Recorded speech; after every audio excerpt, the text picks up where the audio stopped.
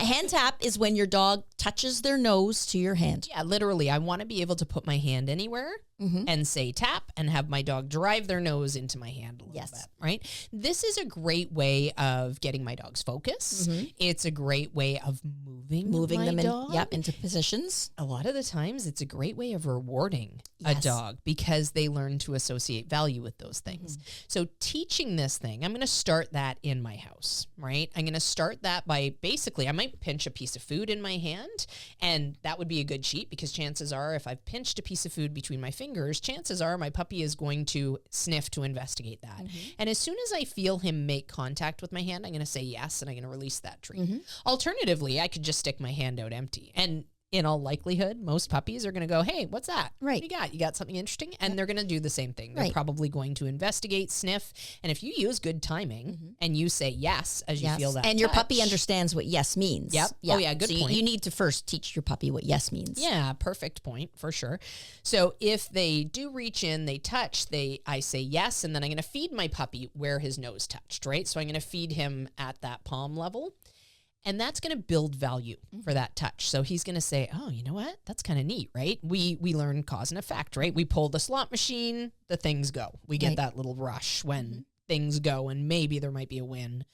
We pull the slot machine, it comes out. So we're used to this cause and effect thing. It's the same thing with our dogs, essentially, in a nutshell, right? They get the idea that I touch my nose to your hand and the payout comes, right? So then this becomes valuable. Now we can put it on cue. Just before I put my hand, or just when I put my hand out, just before my puppy's about to go and touch it, I'm going to say tap or whatever my cue is that I want. My puppy's going to tap it because I know he's going to do it at that point. I'm going to yes and reward. And then I very quickly can create this behavior that helps my dog understand how to engage with my hand. And this is such a simple skill to teach, but it really is a handy one. Yes. It really is handy because I can focus my dog with it. I can move my dog around. So here's one cheat skill, right? I've built value with it inside. I go outside onto the driveway. My dog's so busy sniffing the ground that, sit isn't really that appealing to him. But maybe I can give him a little touch, get his attention and go, oh, hi there, how are you? And then say tap.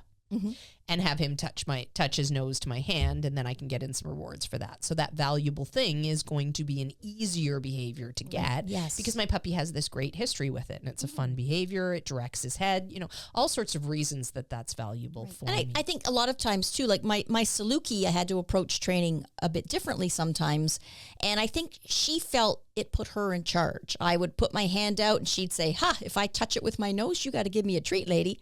And I think it gave her a little bit of like, look at me go here. And it really helped if there was a squirrel or something like that. I could just put my hand out and say tap, and she'd start tapping my hand and looking at me for the treat. The squirrel would tap your hand or the dog? The squirrel wouldn't. The squirrel wouldn't. Yeah, the dog. But so it got me past squirrels sometimes. Yeah.